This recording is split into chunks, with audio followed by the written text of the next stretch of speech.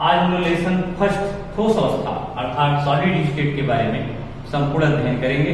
इसमें ठोसों के गुण के 5 मुख्य पद हैं जिसको आणविक सिद्धांत के आधार पर स्पष्ट किया गया है। इसमें सबसे पहला है ठोसों का आकार एवं आयतन दोनों निश्चित होते हैं। ठोसों में अंतरा आणविक स्थान कम होता है। ठोसों के अणु परमाणु या आयन जिसको हम सम्मिलित रूप में कण कहते हैं वह प्रबल आकर्षण बल से बंधे होते हैं। ठोसों के गलनांक और पतनांक दोनों उच्च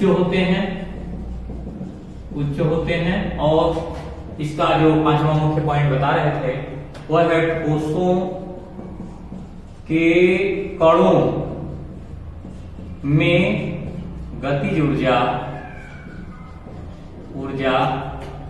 नगण्य या बहुत कम होती है।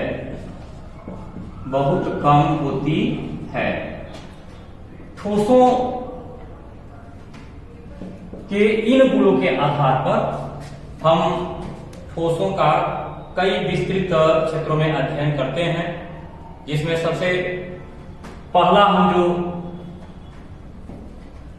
उप टॉपिक लेते हैं वह है रोमन फर्स्ट ठोसों के प्रकार, टाइप्स ऑफ सॉलिड्स। ठोसों के मौलिक 2 प्रकार होते हैं। एक होता है क्रिस्टलीय ठोस, दूसरा अक्रिस्टलीय ठोस। दोनों को इसी छोटे छोटे खंडों में हम स्पष्ट करते जाएं। जो क्रिस्टलीय ठोस होते हैं उनके कण समान ज्यामिति या दीर्घ परास व्यवस्था के होते हैं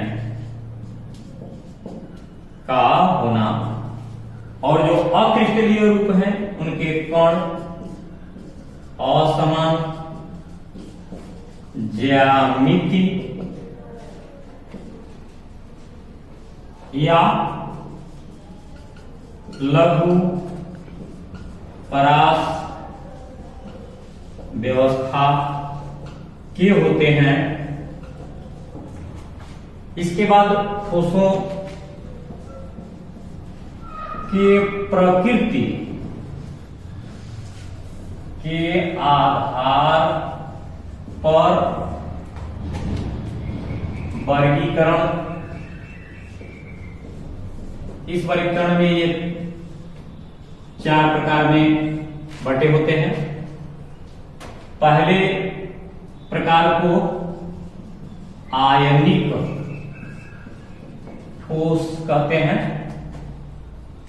जिसमें उदाहरण अगर देखा जाए तो NaCl है। दूसरा है परमाणविक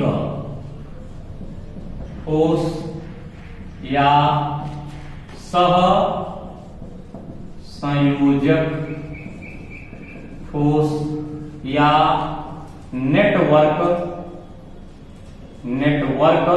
ठोस कहते हैं, जैसे H2O, CO2, बर्फ जिसको ड्राई आइस कहते हैं, ड्राई आइस। इसके बाद है धात्विक ठोस।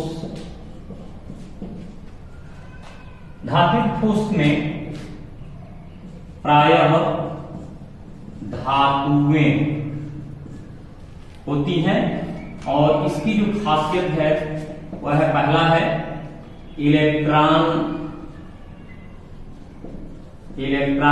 समुद्र का होना और दूसरा है धात्विक बंध का बनना। और जो इसका चौथा मुख्य टॉपिक है आणविक ठोस। आणविक ठोस जिसमें आयोडीन, सल्फर इत्यादि होते हैं। ये ठोसों के प्रकार का मुख्य भाग था। इसके बाद का जो क्रिस्टल से जुड़ा हुआ मैटर है उसमें है क्रिस्टल का तंत्र। और क्रिस्टल तंत्र में मुख्य क्रिस्टल तंत्र घन एकक कोशिका के बारे में हम लोगों को आगे अध्ययन करना है। आज ठोस अवस्था संपूर्ण अध्ययन टॉपिक में इसके पहले मैं पहला टॉपिक काय केंद्रित घन एकक कोशिका तक की बातों को स्पष्ट किया था। इसमें आगे काय केंद्रित घन एकक कोशिका का गणना हम लोगों को देखना है। काय केंद्रित घन एकक कोशिका का जो मौलिक संरचना है वह कुछ इस प्रकार दिखाई देता है।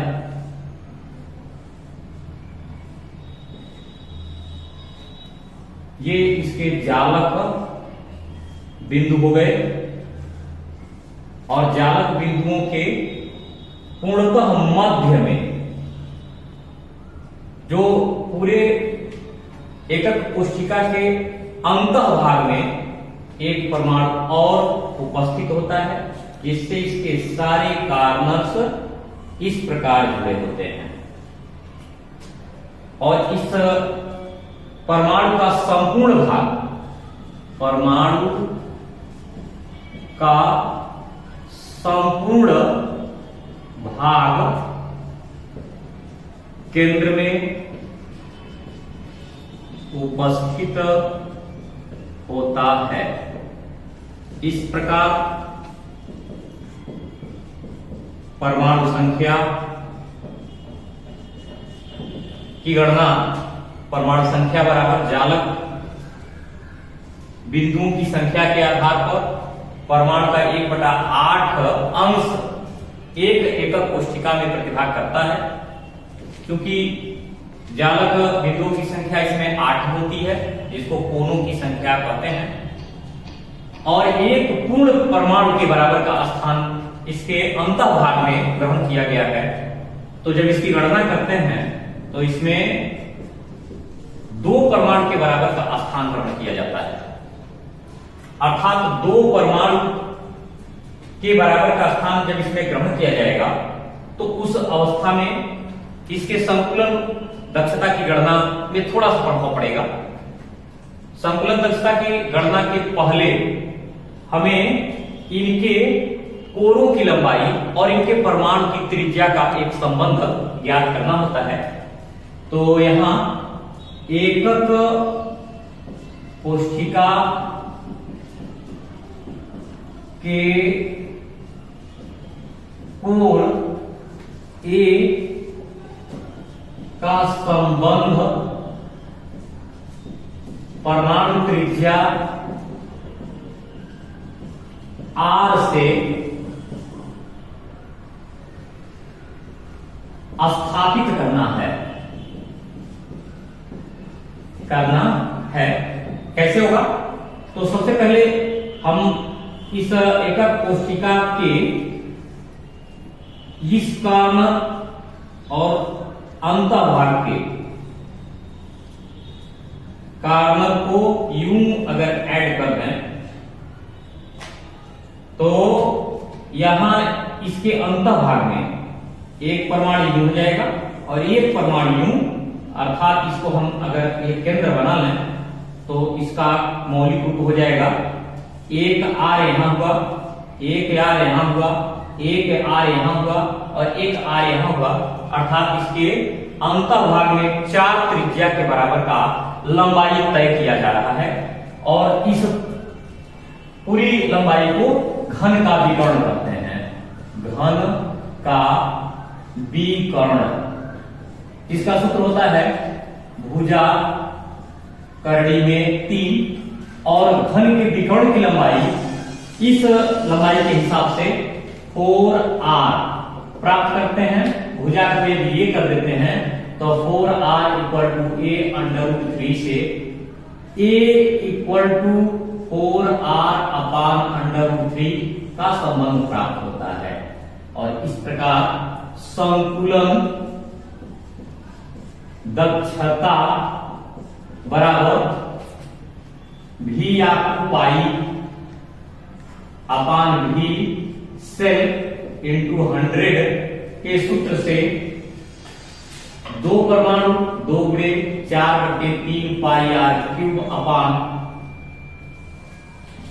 चूंकि एकक कोष्ठिका घनाकार होती है तो इसका a क्यूब मल्टीप्लाई 100 तो 8 pi r cube upon 3 a cube into 100 और 8 pi r cube upon 3 into formula से हम अगर a का मान यहां से उठा के रखते हैं तो 4r अपान √3 का whole cube multiply 100 equal to 8 pi r cube multiply 100 upon 3 multiply 64 r cube और इंटू इसका वैल्यू 3√3 ऊपर कर देते हैं क्योंकि करड़ी में 3 गुणे करड़ी में 3 गुणे करड़ी में 3 से एक 3 बाहर हो जाएगा और एक करड़ी में 3 उसी में रह जाएगा। तो जब हल करेंगे तो इससे इसको अगर कैंसिल कर देते हैं 3 से 3 को कैंसिल कर देते हैं 8 से 64 को 8 बार में और पुनः 4 से 2 और 25 बार में इसको कैंसिल करते हैं तो इसकी वैल्यू आती है 67 अप्रॉक्स 68% इसका आंसर होगा। अप्रॉक्स लगभग इसको कह सकते हैं, यह लगभग इसका 68% संकलन दक्षता प्राप्त होती है। फिर इसमें तीसरा जो एकक कोष्ठिका का एक और प्रकार बचा हुआ है उसको कहते हैं फलक केंद्रित घन एकक कोष्ठिका अर्थात face centred cubic unit cell, short form में अगर कहें तो FCC, और इसमें इसकी संरचना 6 फलकों में आधे आधे परमाणुओं की उपस्थिति पर आधारित है। आधे आधे परमाणुओं का भाग इन क्रिस्टल पदार्थों के निर्माण में प्रतिभा करता है क्योंकि इसका यह जालक बिंदु हो गया।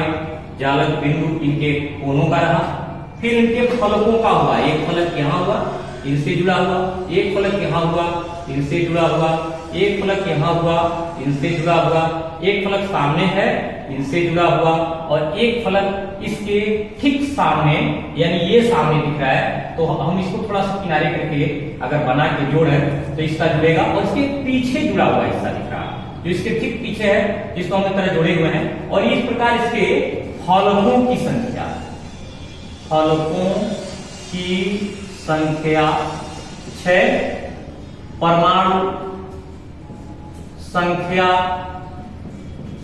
जो फलकों में है, फलकों में उनकी संख्या होती है 1/2 गुणे 6 अर्थात 3 और कोनों या जालक बिंदुओं, जालक बिंदुओं पर परमाणु संख्या, परमाणु संख्या 1/8 गुणे 8 अर्थात 1 से कुल परमाणु संख्या, कुल परमाणु संख्या 3-1 अर्थात 4 प्राप्त होती है। यानी इसको एक तरह से कह सकते हैं कि जिस प्रकार अन्य एकक कोष्ठिकाओं में केवल कोनों या अंतःभाग में या केवल कोनों पर परमाणु उपस्थित रहते हैं। क्योंकि इसमें चूंकि फलकों पे परमाणु का प्रतिभाग होता है और पूरे फलकों की संख्या चूंकि 6 है और उसके आधा हिस्सा एक एकक कोशिका में भाग लेता है, तो उसको जब हल करते हैं तो इसकी संख्या चूंकि काटने पे 3 प्राप्त होती है, 3 परमाणु के बराबर उसके फलक का परमाणु का स्थान लेता है और कोनों पर या जालक बिंदुओं पर परमाणु संख्या 1/8 और 8 के आधार पर एक परमाणु के बराबर का स्थान ग्रहण होता है। तो उस एकक कोशिका में जितना परमाणु स्थान ग्रहण करता है उनकी कुल संख्या प्राप्त होती है 4। अब चूंकि 4 के आधार पर पुनः इसके संतुलन दक्षता की गणना जब हम करें तो इसमें भी A एवं R का संबंध ज्ञात करेंगे, ज्ञात करना, और जब इसको ज्ञात करेंगे तो इसमें फलक का, एक फलक का परमाणु यहां एक हो गया, एक यहां हो गया, एक यहां हो गया और यहां ठीक उसी तरह के परमाणु का त्रिज्या होता है। और इसमें ये चूंकि वर्ग की संरचना है, यहाँ कार्नल है, हम इसको छोटा ही दर्शा रहे हैं, तो इसमें हो जा रहा है वर्ग का विकर्ण, और वर्ग का विकर्ण का सूत्र होता है भुजा करणी में 2। क्योंकि यहां वर्ग के विकर्ण में 1 2 3 4 अर्थात 4r जो सामने दिख रहा है चित्र में, उसके हिसाब से 4r और भुजा को यदि a करते हैं तो इसका a equal to under root सूत्र हो जाएगा, 4r upon under root, sorry यहाँ 2 होगा, क्या करें, कट करना पड़ेगा हल्का सा, हो जाएगा आप जो भाई, तो अंडर 2 होगा और इसको जब हम हल करेंगे तो इस तरह हो जाएगा। और अब इसको a r संबंध में जोड़े तो संतुलन दक्षता बराबर v आकू पाई अपान v सेल मल्टीप्लाई 100 से 4 परमाणु के बराबर स्थान ग्रहण हुआ है और एक परमाणु का गोले के आधार पर सूत्र होता है 4/3 pi r cube upon a cube multiply 100। तो यहाँ 4 चौके 16 pi r cube upon 3 into एक जगह पर 4r upon under root 2 to whole power 3 के सूत्र से मल्टीप्लाई 100 करते हैं तो मान प्राप्त होता है 16 pi r cube multiply 100 multiply 2 under root 2 upon 3 multiply 64 r cube. r cube से r क्यूब कैंसिल करते हैं, 16 से 4 बार में इसको कैंसिल करते हैं, इससे 25 बार में कैंसिल करते हैं और pi multiply 24 multiply 2.2 under root 2 upon 3 के फार्मूले से जो मान प्राप्त होता है वह लगभग 74% प्राप्त होता है। तो ये इसकी एक आउटलाइन गणना हो गया जो संतुलन दक्षता के रूप में प्रस्तुत हुआ है और ये फलक केंद्रित घन एकक कोशिका के लिए है। संतुलन दक्षता ज्ञात करने के तुरंत बाद ठोस पदार्थों के क्रिस्टल जालक में उनके तत्वों के घनत्व का परिकलन किया जाता है, अर्थात क्रिस्टल संरचना से तत्व के घनत्व का परिकलन करते हैं कैलकुलेशन ऑफ डेंसिटी के आधार पर। इसमें अगर हम यूं कहें कि पदार्थ का द्रव्यमान क्रिस्टल में उपस्थित एकक कोशिकाओं के संपूर्ण परमाणु द्रव्यमान से लिया जाता है और इसे संकेत के रूप में m से प्रदर्शित किया जाता है। और परमाणु संख्या क्योंकि सभी एकक कोशिकाओं का अलग अलग होता है उसे z से प्रदर्शित करते हैं, घनत्व को d से प्रदर्शित करते हैं और इकाई क्षेत्र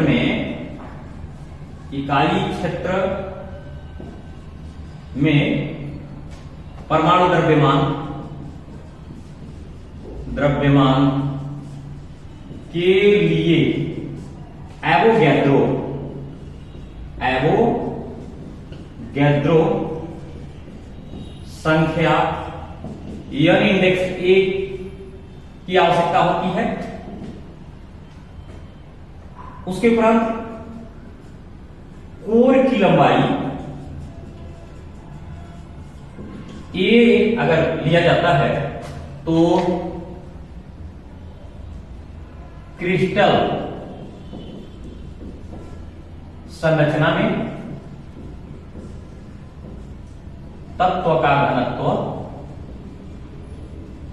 घनत्व बराबर, यानी इसको हम डी से इंडिकेट करते हुए चले तो Z into M upon A cube into N index ए सूत्र से प्रदर्शित होता है।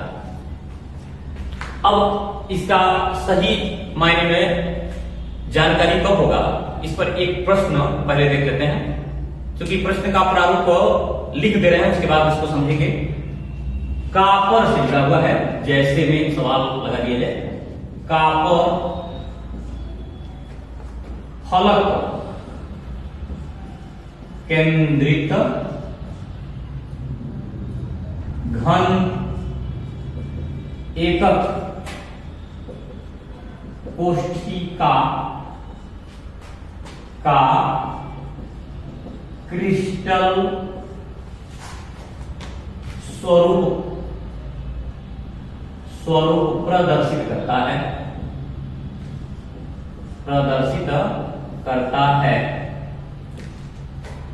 एक्सरे करने पर की सहायता से एकक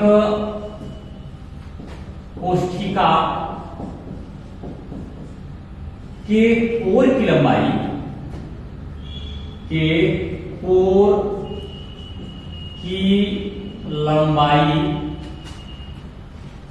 अर्थात ए 3.608 हुए 10⁻8 सीएम प्राप्त होती है और इसका परमाणु द्रव्यमान 63.1 U मिलता है या है। तो हल कैसे करते हैं? हल हो जाएगा क्योंकि D equal to Z M upon A cube into N index A से जेड फलक केंद्रित काय कोष्ठिका यानी FCC में परमाणु संख्या Z बराबर 4 हो गया और इसका M पहले से दिया हुआ है 63.1 U मतलब ग्राम, इसको हम ग्राम कह सकते हैं। ये इसका पहले से दिया है 3.608 हुए 10⁻8 cm और एवोगैड्रो संख्या से होता है 6.023 into 10 to the raised to power 23।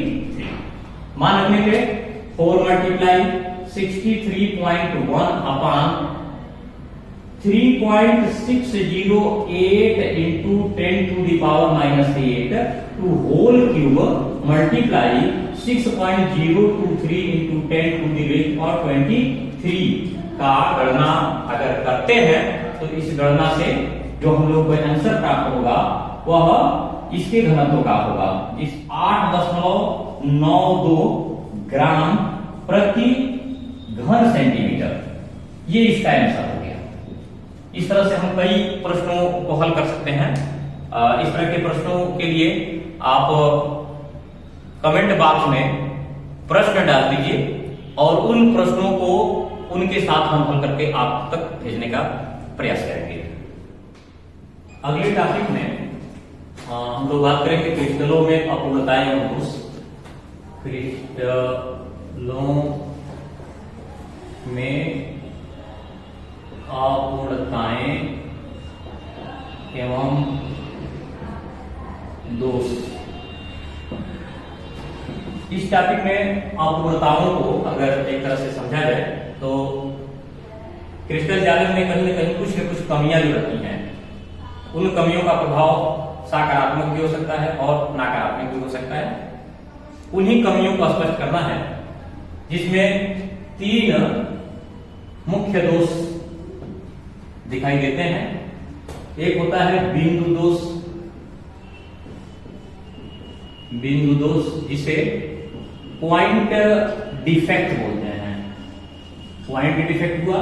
दूसरा है रेखा दोष, जिसे लाइन डिफेक्ट बोलते हैं, लाइन डिफेक्ट। और एक होता है तल दोष, जिसे प्लेन डिफेक्ट कहते हैं। बिंदु दोष स्पष्ट कर रहा है कि किसी एक खास पॉइंट पे, किसी खास छोटे जगह पे इस तरह का दोष उत्पन्न होता है। या तो वह परमाणु अपनी जगह से विस्थापित हो गया रहता है, या वह परमाणु अपने समग्र अवयवों के साथ बाहर निष्कासित हो गया रहता है। तो इस तरह का दोष जो होता है वो बिंदु दोष के रूप में रहता है। कभी कभी वो परमाणु बन करके बाहर निकलता अपने इलेक्ट्रॉनों को छोड़ करके जाता है, अर्थात कई तरीके से यह दोष उत्पन्न होता है। तो बिंदु दोष को अगर देखें तो प्रकारों में लाते हैं यहाँ पे पुनः। पहले बिंदु दोष के प्रकार, इसमें 2 शब्द आता है, एक स्टॉकियोमेट्रिक और एक नॉन स्टॉकियोमेट्रिक। एक होता है स्टॉकियोमेट्रिक और एक होता है नॉन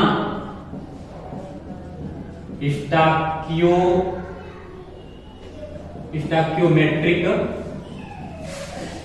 और दोनों को अगर दोष से जोड़ना है, इसमें जो मुख्य दोष है वो 2 वैज्ञानिकों के नाम से जुड़ा है। पहला होता है, इसे हम कह सकते हैं स्काटकी दोष, स्काटकी दोष। और इसका जो दूसरा है उसे फ्रैंकेल दोष कहते हैं। स्काटकी दोष में इसका भी पूरा एक्सप्लेन करते हैं। स्काटकी दोष, इसमें क्षार धातु एवं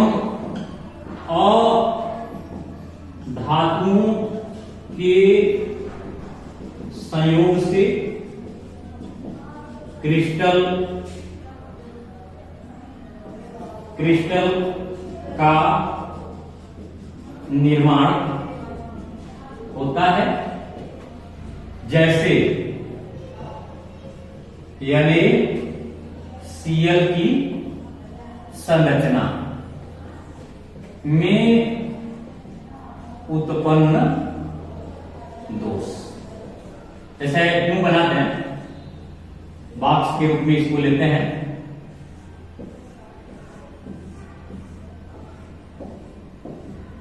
और यहां रखते हैं Na positive Cl negative, Na positive Cl negative, Cl negative Na positive, Cl negative Na positive, पुनः Na positive Cl negative, Na positive Cl negative, Cl negative Na positive, Cl negative Na positive, पुनः Na positive Cl negative, Na positive Cl negative, और last में है Cl negative, Na positive, Cl negative और Na positive. ये इसका वास्तविक जालक है जो पूरी तरह से भरा हुआ दिखाई दे रहा है। इसमें किसी प्रकार का दोष नहीं है, लेकिन क्योंकि स्काटकी दोष के अनुरूप इसकी बात जब बताई जाती है तो यहां से एक सोडियम धनायन और कहीं से एक क्लोरीन ऋणायन गायब हो जाता है, वह सतह से होते हुए बाहर निष्कासित हो जाता है। और इस प्रकार से यह क्रिस्टल दोषपूर्ण क्रिस्टल का रूप ले लेता है। और अब इसको हम एक तरह से कह सकते हैं कि घनत्व में कमी प्रदर्शित करने वाला यह दोष है। इसे वैज्ञानिक के आधार पर कहें तो स्काटकी दोष के अंतर्गत आता है। NaCl के साथ साथ ये NaBr में भी दिखता है, NaI में भी दिखाई देता है। तो इसमें दोनों धनायन और ऋणायन के बीच संरचना में बहुत बड़ा अंतर न होने के कारण इस प्रकार के दोष उत्पन्न होते हैं। उसके दूसरे उदाहरण में, इसको अभी हमने कहा सेकेंड फ्रैंकल दोष। फ्रैंकल दोष में जो क्रिस्टल जालक होता है उसमें धनायन और ऋणायन के परमाणुविक संरचना में काफी अंतर होता है, काफी भिन्नता होती है, और उसमें किसी एक ऋणायन का विस्थापन अंतः क्षेत्र में हो जाता है, यानी अंतरावकाश में हो जाने के कारण इस प्रकार के दोष उत्पन्न होते हैं। जैसे यदि यूं कहें AgCl में उत्पन्न दोष,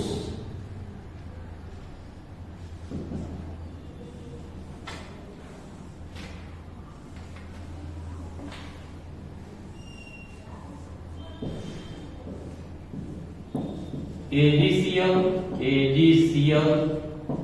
Cl, Ag, Cl, Ag, AgCl, AgCl, Cl, Ag, Cl, Ag, पुनः AgCl, AgCl। पॉजिटिव नेगेटिव सबके पास रहेगा।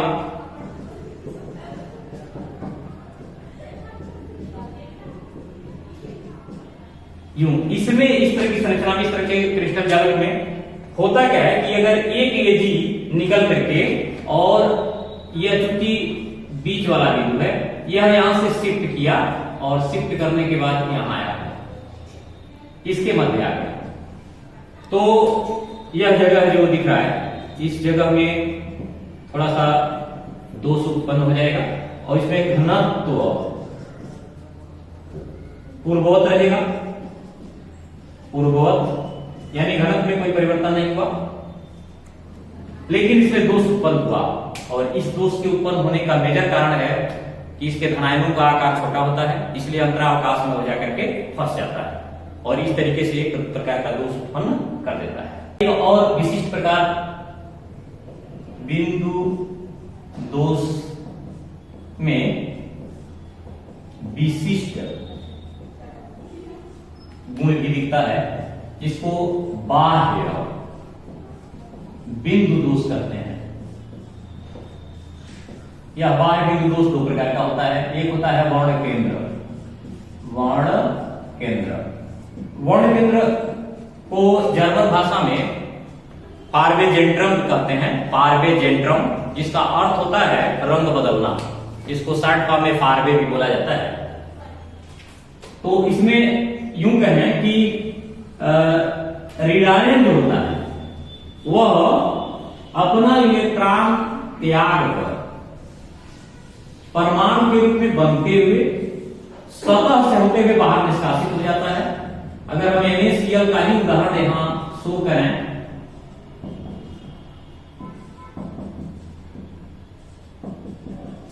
ClNa, NaCl, NaCl, ClNa, ClNa, NaCl, NaCl, और यहाँ पॉजिटिव नेगेटिव साथ साथ अगर दिखाए तो ये पॉजिटिव नेगेटिव हुआ, ये पॉजिटिव नेगेटिव, पॉजिटिव, फिर positive negative, positive negative, negative positive, negative positive, और पॉजिटिव नेगेटिव, पॉजिटिव नेगेटिव होता है अल्टरनेट करके। यहाँ होता क्या है कि ये सपोज करते ये यहाँ से क्लोरीन जो कहीं से एक इलेक्ट्रॉन ग्रहण करके ऋणावेशी हो चुका है, वह उस इलेक्ट्रॉन को जहां से पाया हुआ है या जहां से मिलाया है, वह जहां से निष्कासित हो रहा है, यहां से सतह पर आ गया, और सतह पर आने के उपरांत यह इस स्थान से गायब हो जाता है परमाणु कक्षक के, और वहां पर एक छोटा सा इलेक्ट्रॉन दिखाई देने लगता है। क्योंकि इस तरह की क्रिया इसमें कई जगह पर होती है, और उस कई जगह के इलेक्ट्रॉनों के कारण इनका एक स्वरूप में परिवर्तन होता है, जो रंग है वो बदल जाता है, और NaCl का जो वास्तविक रंग है वो दूसरे रंग में चला जाता है। इसलिए इसको वर्ण केंद्र के नाम से जानते हैं। छोटे केंद्र के कारण वर्ण अर्थात रंग में परिवर्तन होता है और उस परिवर्तन की वजह से इसका नाम जो बदला गया, उस नाम को बदल करके वर्ण केंद्र कर दिया गया है। तो इस वजह से इसको एक प्रकार का दोष माना गया है और इस दोष को वर्ण केंद्र दोष कहते हैं, जो बाह्य बिंदु दोष का एक विशिष्ट उदाहरण है। और इसी का एक और प्रकार है जो विशिष्ट दोष में है, जिसको हम कह सकते हैं अशुद्धि दोष। अशुद्धि दोष, अशुद्धि दोष में किसी शुद्ध पदार्थ में कहीं से कोई अतिरिक्त पदार्थ जब डाल दिया जाता है तो उसकी शुद्धता खत्म हो जाती है और उससे उस क्रिस्टल जालक में कोई अन्य रूप दिखाई देने लगता है या उसके गुणों में थोड़ा सा अंतर आ जाता है, इसलिए उसे अशुद्धि दोष कहते हैं। जैसे सिलिकॉन या सिलिकॉन कह सकते हैं में आर्सेनिक की यदि अशुद्धि डाल दी जाती है तो इस सिलिकॉन जो कि एक अर्ध चालक है, इसकी चालकता बढ़ जाती है। इसलिए अशुद्धि दोष के आधार पर भी हम इनके गुणों की व्याख्या कर सकते हैं। जिसमें बिंदु दोष की व्याख्या के बाद रेखा दोष, इसमें पूरी लाइन, क्रिस्टल का जो पूरी लाइन अगर विस्थापित होता है या उसमें किसी प्रकार का परिवर्तन आता है और इससे कोई अगर दोष उत्पन्न होता है तो ऐसे दोष को रेखा दोष कहते हैं। अर्थात परमाणुओं का या किसी जालक के एक पूरे पंक्ति का अगर विस्थापन हो जाता है या उस स्थान पर कोई और एक पंक्ति बन जाती है तो उससे जो दोष उत्पन्न होता है उसे रेखा दोष या लाइन डिफेक्ट कहते हैं। इसकी व्याख्या नहीं करना है क्योंकि सिलेबस में इतना ही है। दूसरा, तीसरे जगह पे है तल दोष, यानी एक सतह, पूरे एक फलक का अगर विस्थापन होने या परिवर्तन होने से जो दोष उत्पन्न होता है उसे तल दोष कहते हैं। अर्थात संपूर्ण तलों का विस्थापन अगर होता है तो उसे तल दोष कह सकते हैं, जिसमें प्लेन का डिफेक्ट आता है, यानी पूरे प्लेन का विस्थापन होता है, इसलिए इसको प्लेन डिफेक्ट या तल दोष कहते हैं। आगे ठोस पदार्थों के चुंबकीय गुणों की व्याख्या करना है, जिसमें हम कर सकते हैं ठोस पदार्थों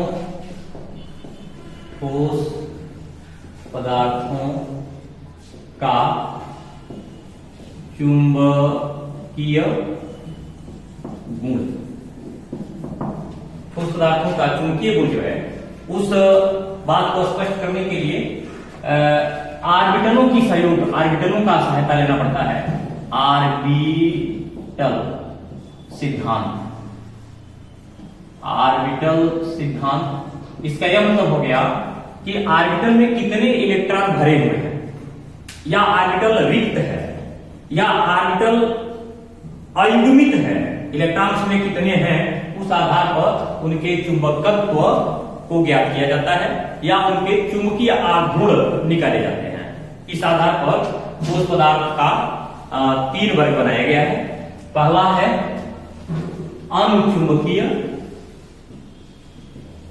अनुचुंबकीय पदार्थ, दूसरा है पराचुंबकीय पदार्थ,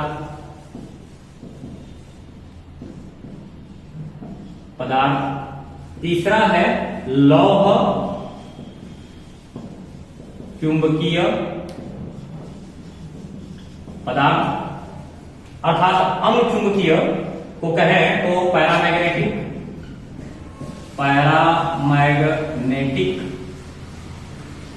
सबस्टेंस या सबस्टेंसेस, पराचुंबकीय मैग्नेटिक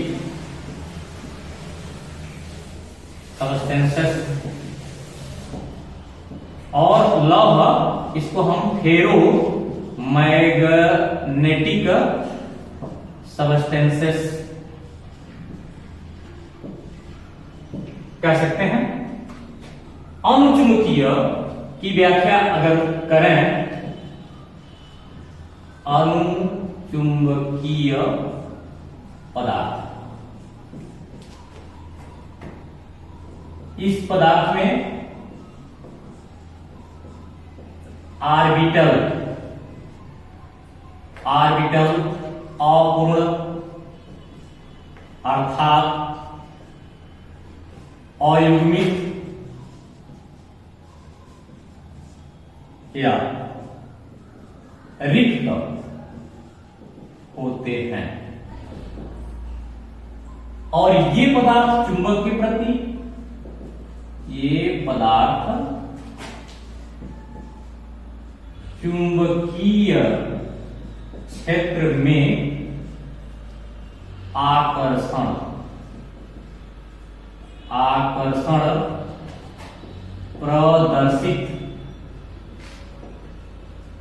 प्रदर्शित करते हैं।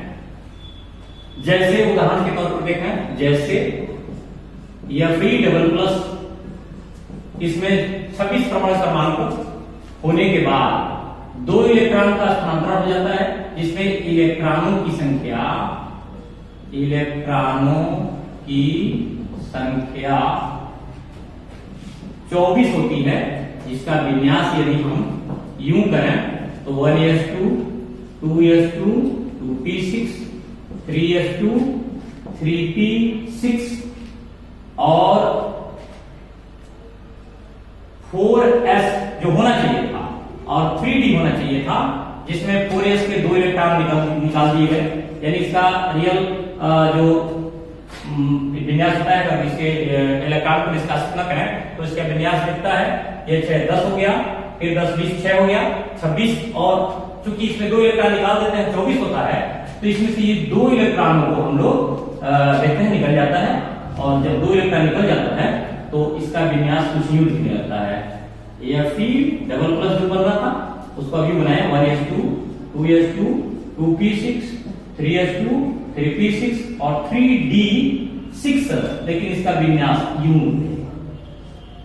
1 2 3 4, 1 इलेक्ट्रॉन 2 इलेक्ट्रॉन 3 इलेक्ट्रॉन 4 5 और 1 6।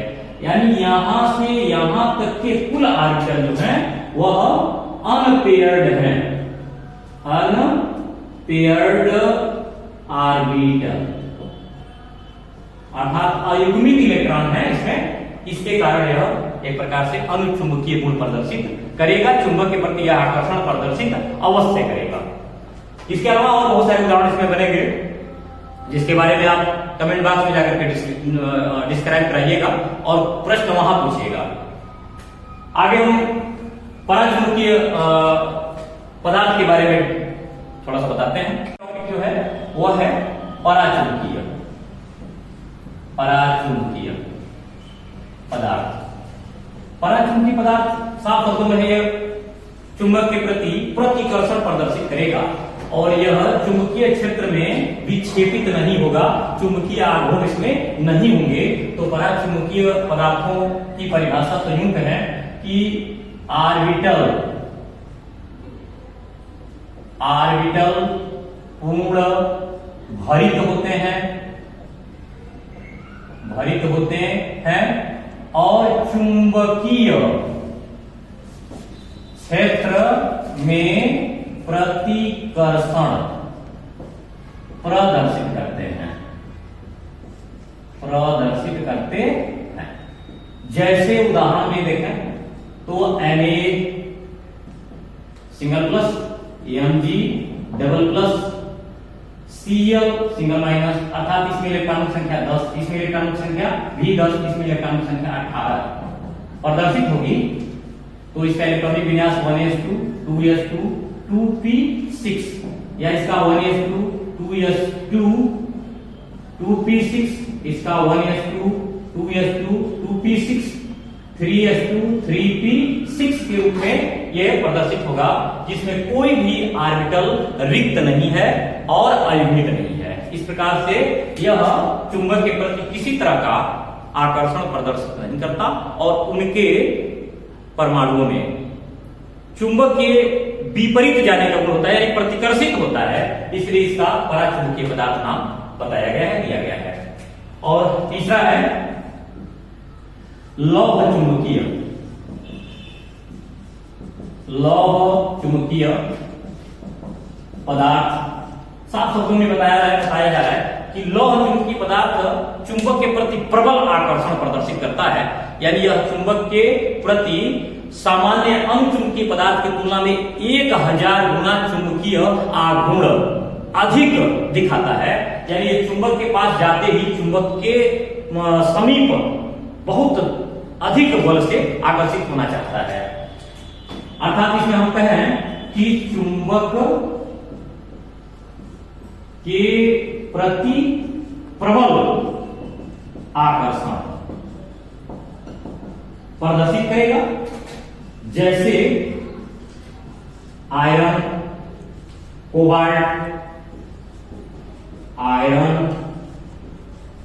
कोबाल्ट,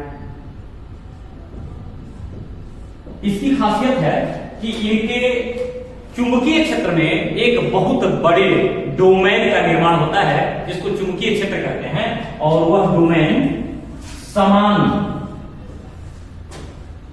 चक्रण प्रदर्शित करता है।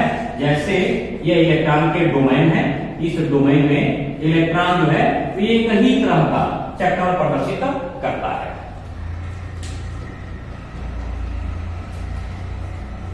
यूं बता सकते हैं कि ये इसका जो बृहद चुंबकीय क्षेत्र है, जिस चुंबकीय क्षेत्र में सभी इलेक्ट्रॉन अपने चक्रण को या तो ऊपर की तरफ प्रदर्शित करते हैं या तो नीचे की तरफ प्रदर्शित करते हैं, यानी सभी इलेक्ट्रॉनों का चक्रण जो होगा वो समान चक्रण होगा। और यह उसी तरह से जैसे चुंबक के प्रति यह बहुत ज्यादा आकर्षित होने का गुण रखता है। पुनः इस लौह चुंबकीय पदार्थ का एक विपरीत पदार्थ भी पाया गया है जो एक तरह से कहें विशिष्टता को प्रदर्शित करेगा। तो चौथे प्रकार में लाएं, हालांकि प्रकार नहीं है, इसी का अपोजिट है, इसे कहते हैं प्रति लौह चुंबकीय पदार्थ, यानी एंटी फेरो है, एंटी फेरो मैग्नेटिक सब्सटेंस। इसमें क्या होता है, जिस प्रकार से लौह चुंबकीय पदार्थों का चक्रण एक ही तरह का है, उसी तरह के डोमेन में इसमें एक के बाद अल्टरनेटिव इलेक्ट्रॉनों का चक्रण विपरीत हो जाता है, और इसके डोमेन में ये इसका हम डोमेन जो बोल रहे हैं, इस डोमेन में यदि एक का चक्रण ऊपर है दूसरे का नीचे, एक का चक्रण दूसरे का नीचे, फिर ये चक्रण उल्टा समान स्थान के बाद उल्टा होने के कारण एक चुंबकीय आघूर्ण अंत में शून्य हो जाता है। अर्थात यह अंदर तो चुंबकीय गुण प्रदर्शित करता है, लेकिन एग्रीगेट अगर इसको नेट लिया जाता है यानी टोटल लिया जाता है तो अंत में यह चुंबकीय गुण प्रदर्शित नहीं करता। और इसमें एक उदाहरण हम शामिल कर सकते हैं, वह है मैग्नीज। मैग्नीज वह पदार्थ है जो प्रतिलौह चुंबकीय पदार्थ के रूप में कार्य करता है। और फिर एक विशिष्टता में देखें तो एक पांचवा प्रकार भी है जिसको फेरी चुंबकीय पदार्थ कहते हैं। और इसके फेरी मतलब फेरिक अर्थात लोहे के फेरिक परमाणु के रूप में इसको देखा गया है। तो फेरिक मैग्नेटिक सब्सटेंस इसको कहते हैं। और इसमें क्या होता है कि चक्रण करने वाला जो डोमेन यानी विद्युतीय चुंबकीय क्षेत्र जो बनाने वाला है, उस चुंबकीय क्षेत्र में इलेक्ट्रॉनों का चक्रण अनियमित तरीके से अपोजिट होता है। मतलब अगर यूं हम कहें कि ये इसका डोमेन है, तो इस डोमेन वाले भाग में एक इलेक्ट्रॉन यदि ऐसे हुआ तो दो इसके नीचे हो गए या तीन हो गए, फिर एक ऊपर हो गया, दो ऊपर हो गया, फिर ये नीचे कई हो गए। इस तरीके से इसका जो नेट चुंबकीय आघूर्ण होता है वह कहीं न कहीं से कुछ न कुछ प्रदर्शित होता है, और इसका चुंबकत्व असमान रूप में ही प्राप्त होता है। और इसके लिए उदाहरण अगर कहें तो उदाहरण होता है Fe3O4 जिसको लोड स्टोन कहते हैं, यानी लोहे का एक पदार्थ है, अयस्क है, और उसको इस तरह का चुंबकत्व उसमें दिखाई देता है, तो उसे फेरी चुंबकीय पदार्थ कहते हैं। धात्विक आबंधन का ऊर्जागणित सिद्धांत, अगले टॉपिक में हमको ये जानना है कि आखिर धात्विक आबंधन का ऊर्जागणित सिद्धांत है क्या। Energy band theory of metallic bonding, और इसमें मुक्त इलेक्ट्रॉन मॉडल को प्रस्तुत करना है। इस मॉडल के आधार पर ये बताया गया है कि जो धात्विक ठोस होते हैं, जो हम पहले इस पर एक बार थोड़ा सा चर्चा कर चुके हैं कि जितने भी धात्विक ठोस होते हैं उनमें सभी परमाणु समान गुण के होते हैं, और समान गुणों वाले परमाणुओं में या तत्वों में हालांकि प्रतिकर्षण होता है, लेकिन जो धात्विक ठोस होते हैं अपने बाह्यतम कोश से इलेक्ट्रॉन निकाल करके अपने अंतः क्षेत्रों में, या एक तरह से कहें कि परमाणुवीय जो अंतरावकाश होता है उसमें छोड़ देते हैं, जिसके कारण एक इलेक्ट्रॉन का बहुत बड़ा समुद्र बन जाता है। और इलेक्ट्रॉन समुद्र के बन जाने के कारण कोई भी परमाणु किसी दूसरे परमाणु को प्रतिकर्षित नहीं करता बल्कि आकर्षित करता है, और इस तरह से एक विशेष बंध बनता है जिसे कहते हैं धात्विक बंध। जो धातु ठोस के बारे में हम जब शुरू में बता रहे थे उसमें इसके ऊपर डिस्कस किया जा चुका है। आज हमको बात करना है कि उसका बैंड सिद्धांत क्या है, यानी बैंड थ्योरी क्या है। बैंड माने होती है पट्टी, उस पट्टी के आधार पर अगर कहें तो आखिर हम कैसे इसको एक्सप्लेन करेंगे कि बैंड सिद्धांत है क्या। इसके लिए हम यूं कहें कि ऊर्जा ऑर्बिटल परमाणु के होते हैं और ऊर्जा ऑर्बिटल अणु के होते हैं। इसी के आधार पर हम इसकी व्याख्या करते हैं, और इसको दो मुख्य सिद्धांतों में जहां तक कि देखा गया बांटा गया है। इसमें पहला सिद्धांत है यदि n परमाणु ऑर्बिटलों का संयोजन या अतिव्यापन होता है तो n अणु ऑर्बिटल का निर्माण होता है, और n परमाणु के संयोजन या अतिव्यापन से n अणु जो बनते हैं उनकी ऊर्जाएं समान होती है, और वह समानता यह बताती है कि यह समानता के आधार पर एक छोटी सी पट्टी बनती है, और उसी पट्टी को हम इस तरह से कहें कि बैंड कहा जा सकते हैं, और इस सिद्धांत को उसी से जोड़ा गया है जिसमें आधा रिक्त बैंड होता है और आधा भरित बैंड होता है, जिसमें n/2 ऑर्बिटलों का रिक्त स्थान और n/2 ऑर्बिटलों का भरा हुआ स्थान। अगर उसमें s परमाणु ऑर्बिटलों का अतिव्यापन होता है तो s अणु ऑर्बिटल बनता है, और s अणु ऑर्बिटल का s बैंड एनर्जी बैंड बनता है। उसी प्रकार p परमाणु ऑर्बिटलों के संयोजन या अतिव्यापन से p अणु ऑर्बिटल बनते हैं, और p अणु ऑर्बिटलों की जो ऊर्जा होती है उसे p बैंड एनर्जी कहते हैं। अगर इसी को हम d से भी जोड़ें तो d परमाणु ऑर्बिटलों के संयोजन से अतिव्यापन से d अणु ऑर्बिटल बनते हैं। d अणु ऑर्बिटलों की जो पट्टी बनती है उसकी ऊर्जा को अगर नामित करें तो वह बनेगा d बैंड एनर्जी, अर्थात d बैंड ऊर्जा। इसमें दूसरा जो सिद्धांत दिया गया है उसमें अगर n परमाणु ऑर्बिटलों के अतिव्यापन से यानी अणु ऑर्बिटल बनते हैं तो जो अंत में पट्टियां बनती हैं उस पूरी पट्टी को बैंड एनर्जी कहते हैं, अर्थात बैंड ऊर्जा उसे कहते हैं। और उनके लिए अगर हम एक उदाहरण के तौर पर हम समझाना चाहेंगे कि इसको हम उदाहरण पे ही समझाएं क्योंकि लिखित रूप से आपको प्राप्त करना होगा, तो आप उसको डिस्क्रिप्शन कमेंट बॉक्स में आप आकर के उसके मैटर को अगर मानना होगा तो बोलिएगा। इसमें हम उदाहरण लेते हैं ऊर्जा बैंड सिद्धांत। जैसे सोडियम यानी होता है, इसके बारे में उसमें इलेक्ट्रॉन ये ऑर्बिटल, यानी इसमें कहें तो s ऑर्बिटल से निर्माण होता है।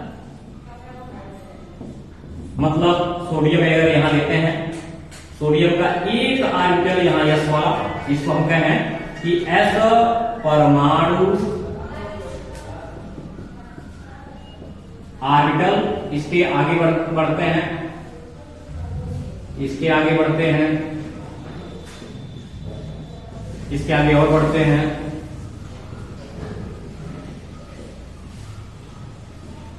फिर आगे अगर बढ़ते चले जाएं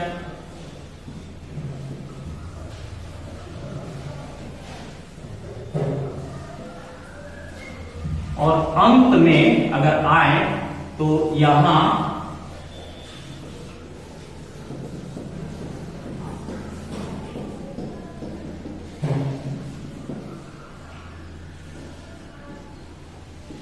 यूं पट्टी का निर्माण होगा यहां से लेकर के, और नीचे इसको खींचें, यहां से लेकर के यहां तक के पूरे ऑर्बिटल को s अणु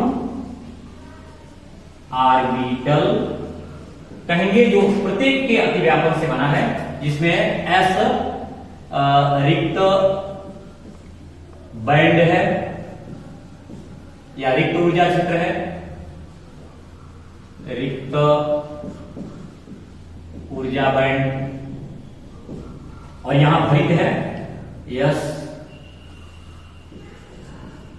या पूरित कहें, पूर्ण कहें, पूर्ण भरित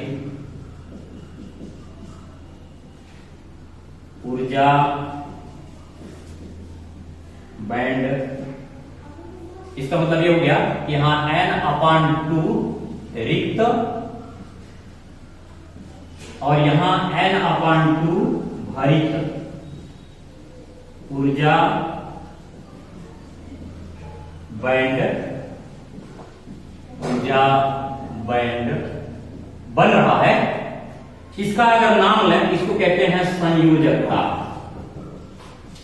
संयोजकता बैंड, बैलेंसी बैंड, और इसे कहते हैं चालन बैंड, मतलब कंडक्शन बैंड। इस प्रकार जो पट्टी बन रही है, इसकी व्याख्या हम जिस सिद्धांत के आधार पर करते हैं, उसी सिद्धांत को ऊर्जा बैंड सिद्धांत कहते हैं। इस ऊर्जा बैंड सिद्धांत से एक और शब्द निकल कर आता है, वह है बैंड गैप, बैंड अंतराल, अर्थात बैंड गैप अंतराल की व्याख्या करते हैं। बैंड अंतराल चूंकि संयोजकता बैंड और चालन बैंड के बीच अगर कुछ गैप होता है या जो भी गैप होता है, उस गैप को बैंड अंतराल कहते हैं। जैसे ऐसे कह सकते हैं, संयोजकता बैंड एवं चालन बैंड के बीच की दूरी को बैंड अंतराल कहते हैं। इसे अगर दो अलग अलग क्षेत्र बना है तो इसको भर दे रहे हैं, इसको कहते हैं संयोजकता बैंड और इसे कहते हैं चालन बैंड और इसे कहते हैं बैंड गैप या बैंड अंतराल, बैंड अंतराल। इस प्रकार से परिभाषित भी हो गया कि संयोजकता बैंड और चालन बैंड के बीच के दूरी को या बीच के स्थान को बैंड अंतराल या बैंड गैप कहते हैं। बैंड गैप के आधार पर बैंड अंतराल के आधार पर चालकता या चालक पदार्थों का प्रकार डिसाइड किया जाता है। इसमें पहला हो गया चालक कंडक्टर्स, दूसरा हो गया अर्धचालक सेमी कंडक्टर, तीसरा हो गया विद्युत रोधी अर्थात इंसुलेटर, इंसुलेटर्स को अगर हम बैंड अंतराल के आधार पर परिभाषित करें तो हम यहां छोटे छोटे शब्दों में कह सकते हैं। पहला अगर चालक है तो इस चालक के लिए बैंड गैप, बैंड अंतराल नगण्य होगा। नगण्य मतलब हो गया नहीं, यानी उसमें बैंड अंतराल नहीं होता है। जैसे यानी Mg इत्यादि ठोसों में इस प्रकार के गुणों की उपस्थिति होती है। दूसरा हो गया अर्धचालक। इसमें बैंड अंतराल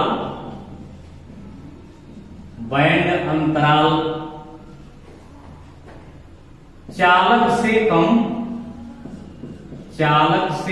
कम विद्युत रोधी से अधिक, अर्थात मध्य चालकता होती है। चालकता इसमें पाई जाती है, जिसमें उदाहरण देखें तो सिलिकॉन, SI, आर्सेनिक, जर्मेनियम इत्यादि। और तीसरा है विद्युत रोधी। विद्युत रोधी, इसको इंसुलेटर हमने कहा है। बैंड अंतराल बहुत अधिक होता है, बैंड अंतराल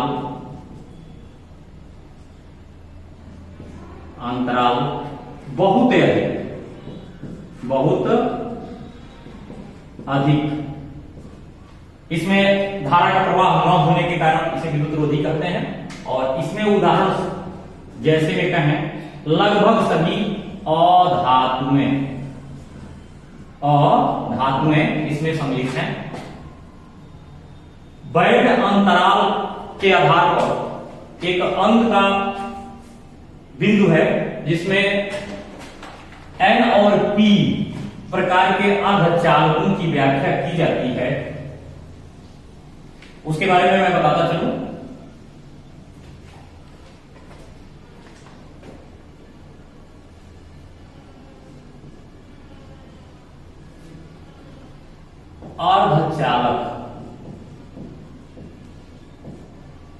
अर्धचालक का N एवं P टाइप का गुण, या यूं कहें कि N टाइप और P टाइप अर्धचालक क्या है। सीधे सीधे शब्द में इसको स्टार करते हैं। N टाइप एवं P टाइप अर्धचालक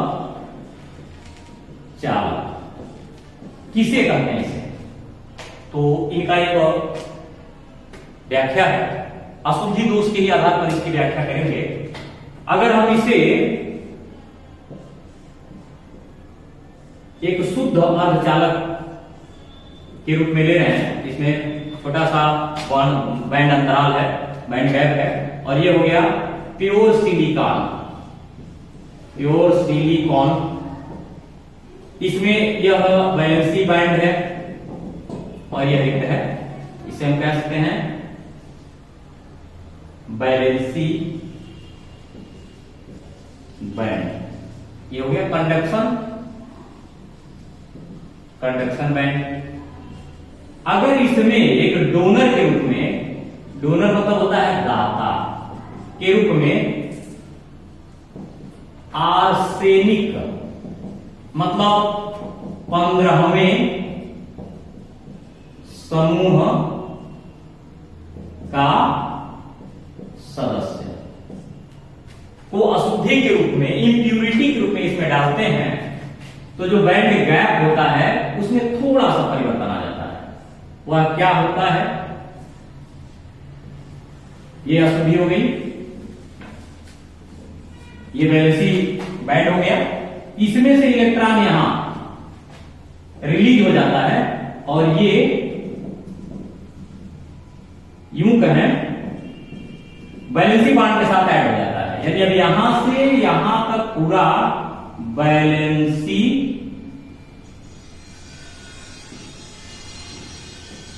बैंड, और ये कंडक्शन बैंड के रूप में दिख रहा है। और बैंड गैप जहां तक मुझे लग रहा है कि पहले की तुलना में बैंड गैप जो होगा वो छोटा हो गया, इसे कहें बैंड गैप छोटा, यानी कम हो गया बैंड गैप।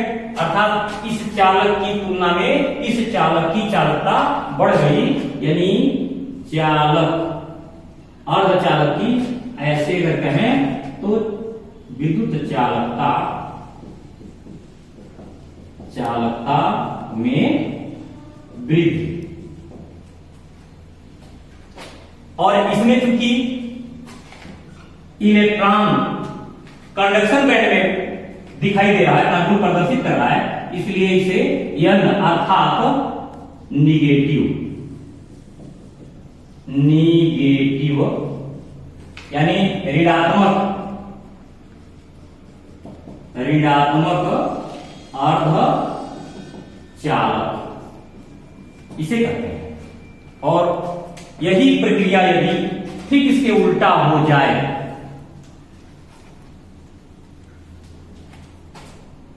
ठीक उसके उल्टा हो जाए, अर्थात इसे हम कह सकते हैं कि इसका बैंड गैप यूं हम शो कर दिए, ये भरा हुआ इसका वैलेंसी बैंड है, ये कंडक्शन बैंड है, ये अगर बैंड गैप है, और यहां एक्सेप्टर इंडियम अर्थात आईएन ले लें, और ये प्योर सिलिकॉन मतलब SI है, तो इसके जब अशुद्धि को, इसमें जब अशुद्धि मिलाएंगे, इसकी अशुद्धि जब मिलाएंगे, अशुद्धि अगर मिलाएंगे तो इसमें